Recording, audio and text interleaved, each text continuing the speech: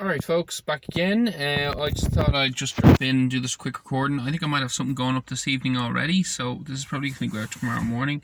I think today is the 28th of April, Wednesday. It is Wednesday, I don't know if it's 28th. So I just wanted to do a quick commentary on an exchange that I believe it was well, it wasn't the doll because they can't sit in the doll, but I think it was the doll, an exchange between not Leo Varadkar, Micheál Martin and was it Matty McGrath? Anyway, it was I think it was McGrath saying he made a long statement, but within the statement he said, "What is this? Basically, this is looking like Nazi Germany, right? Basically, with respect to the lockdowns, I think at large. He was speaking in specific reference to the taxi drivers who attempted to protest the other day and were shut down.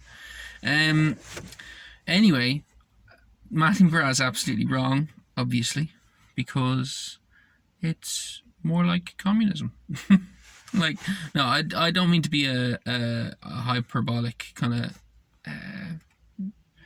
pot stirrer, but there is one specific thing that I've actually been mulling over for the last couple of months, which is last year, which is there is one thing that I noticed in China and when I was living there, which is that Chinese government makes laws that they deliberately have no intention of enforcing.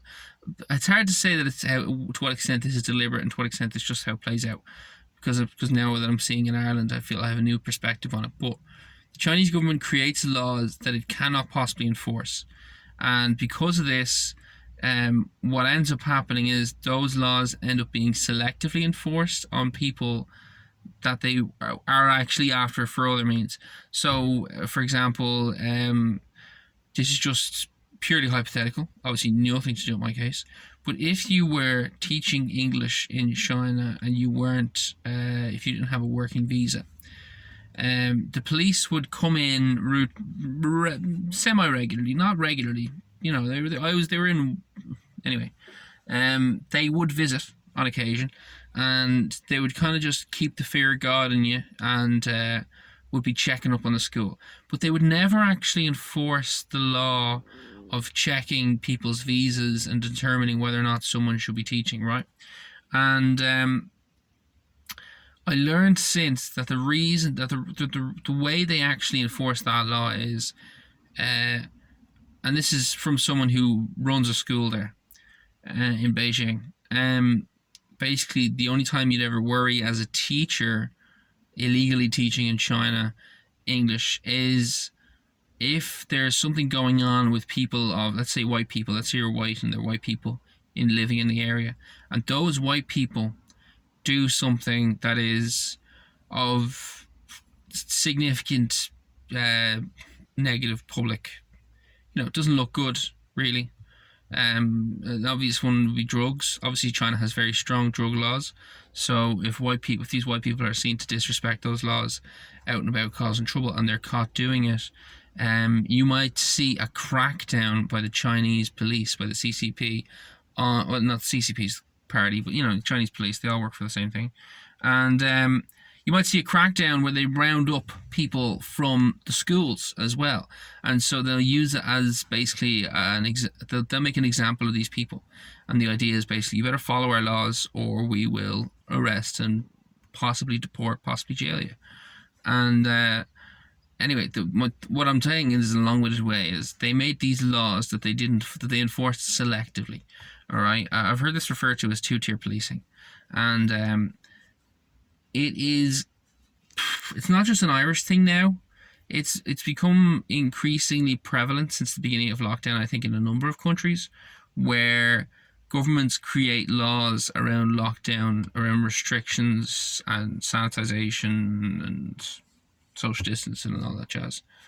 And they don't actually enforce them to the letter of the law, like properly. They don't enforce.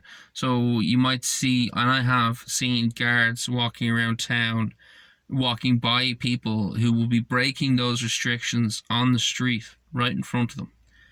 And instead of checking on the situation and attempting to enforce the law, they just kind of, I don't want to say the guards are ignoring the breaking of the law, but I mean, and I don't want to. I'm not saying I have a problem with the guards for this. By the way, I can totally see why they wouldn't want to be enforcing it. It's unfair on them to put them in the position of having to do it, and it causes problems between the public and the Gardaí.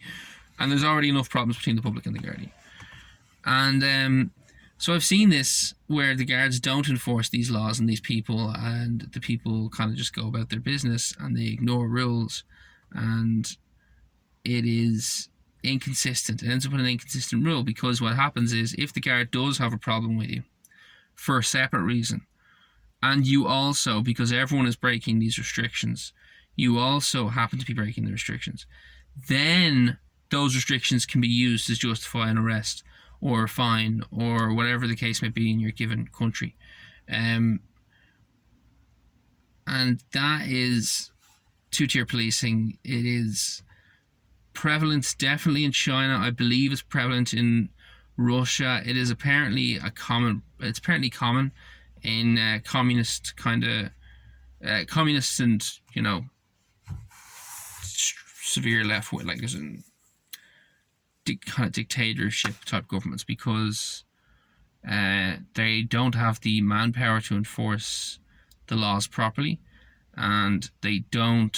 The powers that be are so far, the center of power is so far away from what's actually going on the street, that it can't even enforce sensible laws that can be carried out appropriately. So it ends up in this kind of twisted, kind of grey area, and this used to be fine when it was that the police were allowed to make this on a kind of a judgment call, but we're now at a stage where everyone's got their cameras out and they're kind of catching people, and the police are being seen. It's not so much in Ireland, because we don't have as many people breaking restrictions in Ireland, I don't think, but it's police are being seen to be selectively enforcing these laws. I personally, I'm not one to record people. I personally have seen guards ignoring people that were clearly breaking restrictions, and I know of cases where guards have applied the restrictions as well. So, like, it should be one consistent rule for everyone, as opposed to one rule for one rule for the other. Anyway, so just a quick summary: we're not Nazi Germany, because we are veering closer towards communist China. That's it. I'm not saying we are communists, but I think we are slowly, very slowly, but slowly leaning in that direction.